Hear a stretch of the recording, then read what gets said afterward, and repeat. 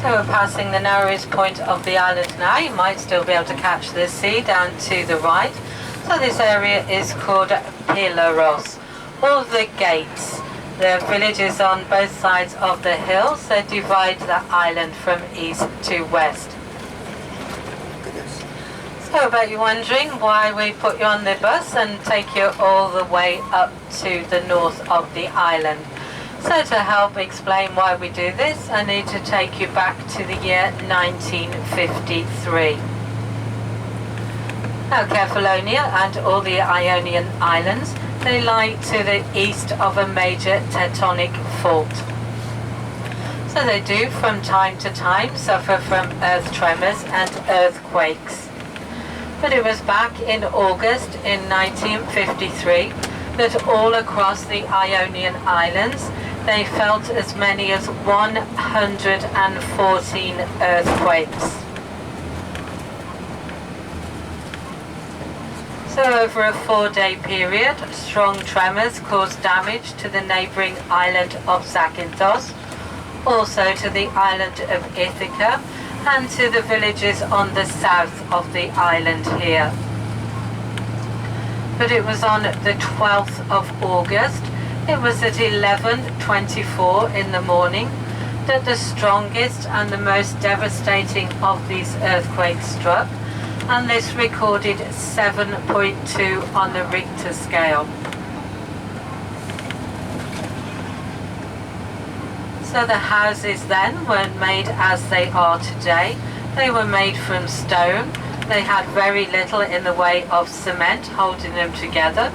So very quickly, very easily, the buildings tumbled to the ground. Now the town where we started, the capital, Augustoli, all of the town here was completely destroyed.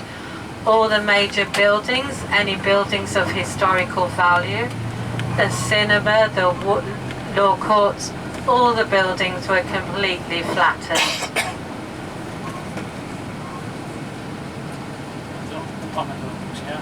No.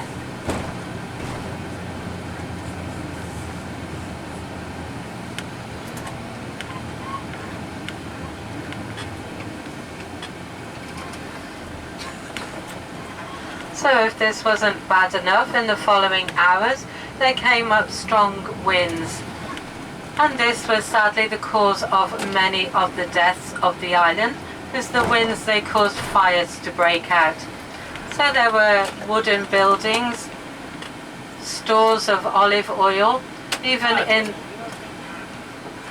the police station there was a lot of confiscated weapons. So very quickly these all caught fire. So many people lost their lives in the falling buildings, but also many more, they lost their lives from the fires that broke out. As many as 470 people lost their lives at this time. So many of the villages, as we go further north, you'll see the villages are more remote the further we go. They were completely cut off. There were landslides, there were crevices opened up in the road. So back in 1953, communication wasn't as it is today. So it took SOS messages to be sent out from the island. There's a telegraph station just above the main town of Augustoli. And many of these SOS messages were picked up across in Malta. If anybody's been to Malta, the bay there of Valletta, there's very often a lot of naval ships, they stop there for restocking and repairs. Oh, fortunately, if that's the right word, at the time, there were a lot of naval ships there for military manoeuvres. So these picked up the SOS messages. So within 24 hours, there were naval ships coming to the island with help for the local people. At the south of the island, the first ships to arrive came from the Israeli Navy. And into the bay where we left your ship, the first ship that came in was from the British Navy. The ship was called HMS Daring. In following days there were also Israeli and Italian ships, and also an aircraft carrier from the United States, the Franklin D. Roosevelt.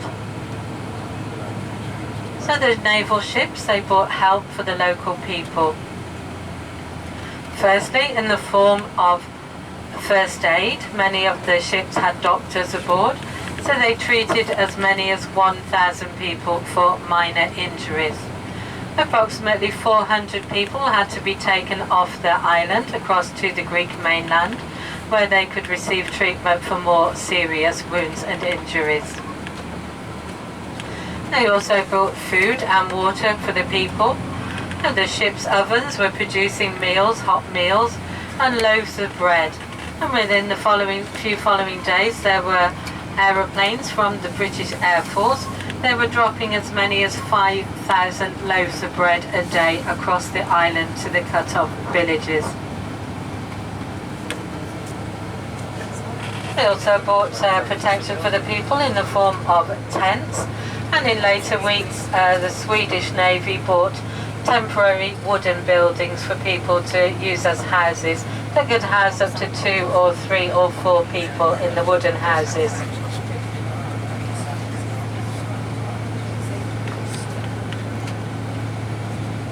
So this had a major effect on the island financially.